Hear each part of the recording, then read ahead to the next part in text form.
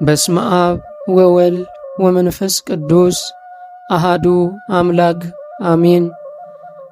የተወደዳችሁ የልዑል እግዚአብሔር ቤተሰቦች እንኳን ለሰሙነ ሕማማት ሦስተኛው ቀን ማለትም ለምክረ አይሁድ እንዲሁም ደግሞ የመልካም መዓዛ ቀን የንባ ቀንም ተብሎ የሚታወቀው ለሰሙነ ሕማማት ሦስተኛው ቀን በሰላም አደረሳችሁ።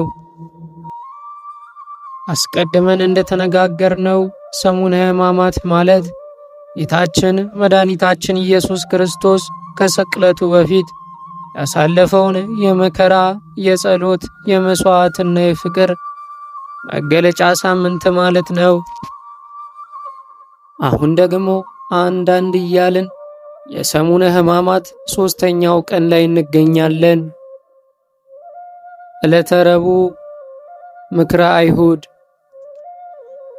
ይህ ቀን በተለይ ይሁዳ አሳልፎ ለመስጠት መስማማቱን የሚታሰብበት ቀን ነው። እንዲሁም ደግሞ ማርያም እንተ እፍረት የጌታችንን የመድኃኒታችንን የኢየሱስ ክርስቶስን እግር በመልካም መዓዛ ባለው ሽቶ በፀጉሯ እያሸች ያበሰችበት ቀን ነው።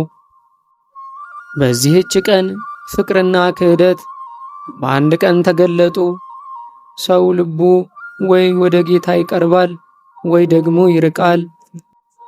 ወይ እንደ ይሁዳ የቀረበው ይርቃል፣ ወይ እንደ ማርያም እንተ እፍረት ሩቅ የነበረው በኃጢአት ሲሰቃይ የነበረው ወደ ጌታ እግር ስር ይጠጋል፣ ይቀርባል።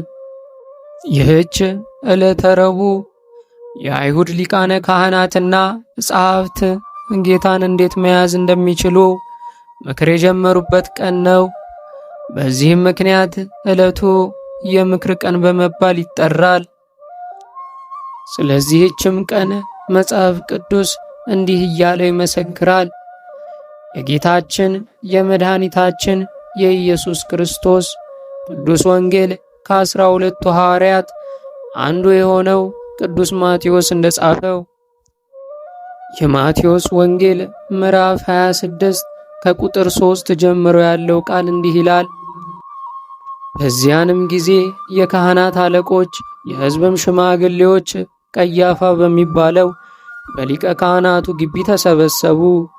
ኢየሱስንም በተንኰል ሊያስይዙት ሊገድሉትም ተማከሩ።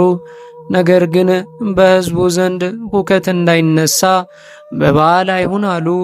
ኢየሱስም በቢታንያ በለምጻሙ በስምዖን ቤት ሳለ አንዲት ሴት ዋጋው እጅግ የበዛ ሽቱ የሞላው የአልባስጥሮስ ብልቃት ይዛ ወደ እርሱ ቀረበች።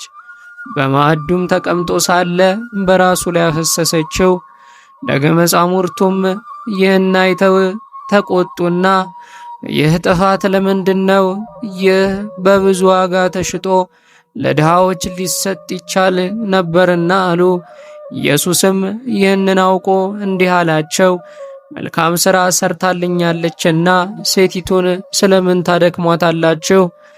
ድሃዎች ሁልጊዜ ከእናንተ ጋር ይኖራሉና እኔ ግን ሁልጊዜ ከእናንተ ጋር አልኖርም። እርሷ ይህን ሽቶ በሰውነቴ ላይ አፍስሳ ለመቃብር ያደረገች።